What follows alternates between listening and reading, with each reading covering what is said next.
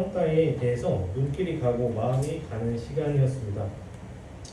그 중에서도 특별하게 요담왕이 겪었던 트라우마, 그 트라우마에 대해서 같이 나눠보실 텐데요. 우리 성도님들께서는 트라우마가 있으신가요? 네. 저는 아까 생길 뻔했습니다. 각자가 지난 날들에 대해 생각하면 마음이 아프고 뭔가 꽉 막힌 듯한 느낌이 드는 그런 트라우마가 있으실 것 같습니다. 국어 사전에서의 트라우마는 정신에 지속적인 영향을 주는 격렬한 감정적 충격이라고 정리되어 있습니다. 이 정도까지 트라우마는 아니지만 저도 어떠한 상황이 되면 제가 긴장하고 의식하는 상황이 있습니다. 제가 사고 현장을 많이 가봤는데요. 이번 주만 해도 벌써 6번의 현장을 갔다 온 것 같습니다. 그러면서 자연스럽게 사고에 대한 트라우마가 생기더라고요. 일단 전화가 오면 먼저 겁부터 납니다. 물론 사고가 났다는 전화가 아니기도 하지만 전화가 오면 일단 걱정부터 되고 겁부터 나는 그런 트라우마가 생겼습니다. 오늘의 이 주인공 요담에게는 진짜 심한 트라우마가 있었습니다. 요담에 대해 생소하실 텐데 일단 한번 같이 알아보도록 하겠습니다. 역대하 27장 6절 말씀인데요. 요담이 그의 하나님 여호와 앞에서 바른 길을 걸었으므로 점점 강하여졌더라. 이 말씀만 보면 요담 왕은 참 좋은 왕 같아 보입니다. 여호와 앞에서 바른 길을 걸었으므로. 이런 평가를 받은 왕은 그렇게 많이 본 것 같지는 않습니다. 악한 길로 행하였다, 이런 부정적인 평가를 받은 왕이 많은데요. 요담 왕은 여호와 앞에서 바른 길을 걸었다라고 평가를 받았습니다. 요담 왕은 어떤 면에서는 굉장히 좋은 왕이었습니다. 참 좋은 가능성과 미래를 갖고 있던 왕이었습니다. 역대하 27장 1절 말씀을 보시면 요담이 왕위에 오를 때의 나이가 25세라 예루살렘에서 16년 동안 다스리니라. 그의 어머니의 이름은 여루사요 사독의 딸이더라. 요담은 25세에 왕에 오릅니다. 그리고 16년 동안 통치한 유다의 11대 왕이었습니다. 그의 어머니는 누구입니까? 여루사인데 사독의 딸입니다. 사독은 다윗 시대의 다윗과 함께 맹활약했던 제사장입니다. 요담은 사독의 딸 여루사로부터 좋은 신앙 교육을 받았고 요담의 이름의 뜻은 여호와는 완전하심입니다. 이름도 참 좋은 것 같습니다. 나라를 제대로 통치하기에 참 좋은 조건을 가지고 있었는데 이 요담이 어떻게 행동합니까? 2절 말씀입니다. 요담이 그의 아버지 우시야의 모든 행위대로 여호와 보시기에 정직하게 행하였으나 여호와의 성전에는 들어가지 아니하였고 백성은 여전히 부패하였더라. 요담의 아버지는 우시야 왕입니다. 우시야 왕도 좋은 왕으로 평가되어졌다가 마지막에 부정적인 결말로 끝났지만 그래도 좋은 왕으로 평가되어질 수 있었던 아버지 밑에서 자라온 요담이었습니다. 그런데 2절 중반부 말씀 끝부분이 어떻게 끝납니까? 여호와 보시기에 정직하게 행하였으나 로 끝납니다. 그 전에 먼저 요담의 긍정적인 측면을 먼저 한번 보시도록 하겠습니다. 요담 왕은 어떤 업적을 이루었을까요? 첫 번째 업적은 성전문, 성벽, 성읍을 건축합니다. 본문 3절, 4절 말씀입니다. 그가 여호와의 전 민문을 건축하고 또 오벨 성벽을 많이 증축하고 유다 산중에 성읍들을 건축하며 숲을 가운데에 견고한 진영들과 망대를 건축하고 성전문 민문을 건축하고 오벨벽 성벽을 증축하고 유다 산중에 성전을 건축한 요담입니다. 아버지 우시야는 광야에다가 성전을 건축했는데요. 아버지와 또 다른 업적을 이룬 것입니다. 요담이 해온 것은 강한 나라를 위해 다시 정비하는 과정입니다. 그로 인해서 나타난 결과가 무엇일까요? 5절 말씀입니다. 암몬 자손의 왕과 더불어 싸워 그들을 이겼더니 그 해에 암몬 자손이 은 100달란트와 밀 10,000고르와 보리 10,000고르를 바쳤고 제2년과 제3년에도 암몬 자손이 그와 같이 바쳤더라. 암몬 정벌과 암몬으로부터 조공을 받는 일이 생깁니다. 이스라엘에서 찾아보기 어려운 누군가의 전쟁에서 승리하고 또 조공을 받는 일을 누가 했습니까? 요담 왕이 했습니다. 이렇게 여러 가지 어려운 점들을 또 결핍들을 보수하면서 증축하면서 외교적인 문제에서 힘을 발휘했던 요담 왕입니다. 그런데 이런 요담 왕에게 조금 당혹스러운 평가가 있습니다. 다시 2절 말씀을 보시면요. 요담이 그의 아버지 우시야의 모든 행위대로 여호와 보시기에 정직하게 행하였으나 여호와의 성전에는 들어가지 아니하였고 백성은 여전히 부패하였더라. 참 정직하게 행하는 좋은 왕이었습니다. 그러나 여호와의 성전에는 들어가지 않았고 백성은 여전히 부패하였다라고 하는 안타까운 평가가 나옵니다. 요담 왕의 시기에는 이사야 선지자가 활동하던 시기였습니다. 이사야 선지자는 언제 활동했냐면 이사야 1장 1절을 보시면 나옵니다. 유다 왕 우시야와 요담과 아하스와 히스기야 시대에 아모스의 아들 이사야가 유다와 예루살렘에 관하여 본 계시라. 이사야는 이내 왕의 시대에 어둡고 힘겨운 그러나 하나님의 약속을 실행하고 순종했을 때에 하나님께서 힘주시는 그 수많은 격변의 시대에 이 4명의 왕을 서포트했던 선지자였습니다. 이사야 선지자가 활동했던 그 시대에 이 이사야 선지자의 가르침을 받고 이사야와 함께 하나님의 뜻을 실행하였다면 정말 놀라운 왕이 되었을 수도 있습니다. 그런데 요담 왕의 평가는 무엇입니까? 성전에 들어가지 않았고 그로 인해 백성은 부패하였다입니다. 이런 아무런 평가가 나온 이유는 무엇일까요? 여호와 보시기에 정직하게 행하였고 점점 강해졌다라는 평가는 있는데 왜 성전에 들어가지 않았을까라는 질문이 생깁니다. 그 이유를 알기 위해서는 요담 왕의 어린 시절 아버지 우시야의 사건을 알아보아야 합니다. 우시야는 좋은 왕이었습니다. 그런데 그 마음에 교만이 들어가게 됩니다. 역대하 26장 16절 말씀입니다. 그가 강성하여짐에 그의 마음이 교만하여 악을 행하여 그의 하나님 여호와께 범죄하되 곧 여호와의 성전에 들어가서 향단에 분향하려 한지라. 그가 강성했습니다. 그리고 우시야도 하나님의 뜻에 따라 정직하게 행동했습니다. 그래서 많은 업적을 이루었지만 그가 강성해질수록 그의 마음에 교만이 커지는 것입니다. 업적을 이룰 때마다 우시야는 위대한 왕이다, 이 나라의 이 시대의 희망이다, 이런 등등의 이야기를 듣지 않았을까요? 그러면서 우시야의 마음에 교만이 생기게 됩니다. 그래서 하나님께 범죄하되 여호와의 성전에 들어가서 향단에 분향하여 한지라. 성전에 들어갈 수는 있습니다. 들어갈 수는 있는데 분향은 누가 하는 건가요? 제사장들이 하는 것입니다.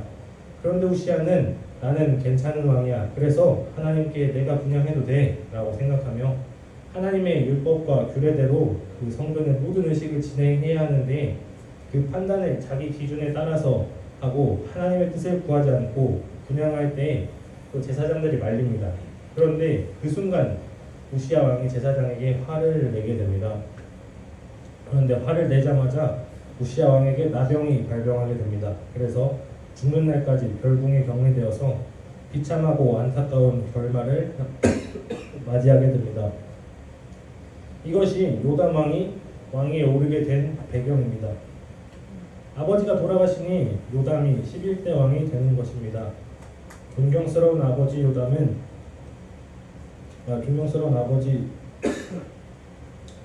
그 아버지 우시야의 행위대로 요담도 정직하게 행했고 아버지가 이룬 업적 플러스 알파를 하고 싶어 했고 실제로도 그 업적을 이루었습니다. 그런데 요담의 눈앞에서 그 아버지가 몰락하게 됩니다. 그러니 요담에게 성전은 어떤 곳일까요? 요담에게 성전은 하나님의 영광과 축복과 약속이 구워지는 곳이 아니라 내 모든 죄는 사라지고 그로 인해 하나님의 뜻과 계획을 발견하며 헌신을 다짐하는 곳이 아니라 사랑하는 내 아버지가 단 한 번의 실수로 나병에 걸리고 다시는 만나게 되지 못하고 분리된 채 죽어야만 했던 이 성전은 아버지가 나병에 걸리게 된 아버지가 실패한 장소입니다. 그렇기 때문에 요담은 물론 성전에 들어가지 않았다는 것을 어떤 학자들은 성전에는 들어갔지만 분향만 하지 않았다라고 아버지의 잘못된 것을 따르지 않았을 것이다 라는 주장도 있는데요. 그 뒤에 근데 백성이 여전히 부패했다라고 하는데 성전에 들어가고 분향만 하지 않았다고 한다면 백성이 부패했을까라는 생각도 하게 됩니다. 열왕기하 15장 34절을 보시면요, 요담은 아버지의 행위대로 여호와 보시기에 정직히 행하였으나 산당을 제거하지 않아서 백성들이 그 산당에서 제사 드리고 분향했다라고 기록되어져 있습니다.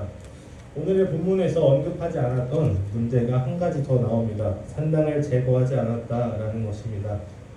요담은 성전에 들어가지 않았고 산당을 제거하지 않았기 때문에 부패할 수밖에 없었던 것입니다. 요단은 아버지의 실패의 그늘에서 벗어나지 못해서 성전에 들어가지 않았습니다. 예배하지 않았습니다. 이스라엘은 하나님의 언약 위에 세워진 국가입니다. 그런데 왕이 왜 성전에 들어가지 않았습니까? 왕이 왜 하나님의 뜻을 구하지 않았습니까? 물론 그럴 만한 이유는 있습니다. 상처가 있고 트라우마가 있습니다. 좋은 배경과 좋은 장점이 많은 요담 왕이었는데 정말 아쉬운 것 같습니다. 오늘날에도 이 요담과 같이 살아가는 사람들이 참 많은 것 같습니다. 잘 들여다보면 다 이유가 있고 사연이 있습니다. 어릴 적 받았던 상처가 성인이 되어서도 트라우마로 남아있고, 성인이 되어서 받았어도 여전히 낫지 않고 트라우마로 남아있는 경우도 많이 있는 것 같습니다. 그 트라우마 때문에 하나님 앞에도 나아가지 못하는 요담들이 많이 있는 것 같습니다. 만약에 요담이 그런 아픔과 두려움이 있어도 성전에 나아갔다면 이사야 선지자와 함께 히스기야 못지않은 놀라운 회복을 이루는 왕이 되지 않았을까 생각하기도 합니다. 우리에게도 만나야 하는데 만나지 못하는, 가야 하는데 가지 못하는 그런 마음들이 있을 것입니다. 그런 트라우마가 있습니다. 하지만 우리는 하나님의 은혜로 그 트라우마에서 벗어날 수 있습니다. 오늘 말씀을 통해 하나님의 사랑이 우리의 트라우마를 이기는 은혜를 누리시길 주님의 이름으로 축복합니다. 아멘. 그렇다면 트라우마에서 벗어나기 위한 방법이 무엇이 있을까요? 세 가지만 말씀드리도록 하겠습니다. 첫 번째는 과거의 이야기가 정당성이 되지 않게 하는 것입니다. 과거에 내가 이런 일을 당해서 현재 나에게 이런 모습이 있어 라고 한다면 당연히 이해받아야 하는 부분이고 이해할 수 있습니다. 하지만 그렇기 때문에 과거에 내가 그런 일을 당했기 때문에 나는 이렇게 행동해야 돼 라고 정당화시켜서는 안 된다는 것입니다. 과거의 이야기는 그럴 만한 이유이지 그렇게 해야만 하는 당위는 아닙니다. 두 번째는 과거의 경험이 아니라 언약으로 나를 해석하는 것입니다. 요담은 아마도 언약의 대상이 아닌 우시아의 아들로 본인을 해석한 것이 이런 결과를 낳은 것입니다. 아버지가 그런 일을 겪어서 나는 성전에 못 들어가 라고 하는 것은 그럴 수 있다 라고 하는 이유입니다. 그런데 그 전에 요담이 왕이 된 것은 어떻게 된 것입니까? 우시아의 아들이라서 왕이 된 걸까요? 아닙니다. 다윗의 언약 안에 요담이 있었기 때문입니다. 다윗의 자손이기 때문에 왕의 자리에 오를 수 있었던 것입니다. 아버지와 나의 관계에서 다윗과 나의 관계로 바뀌어야만이 그 트라우마를 벗어날 수 있는 것입니다.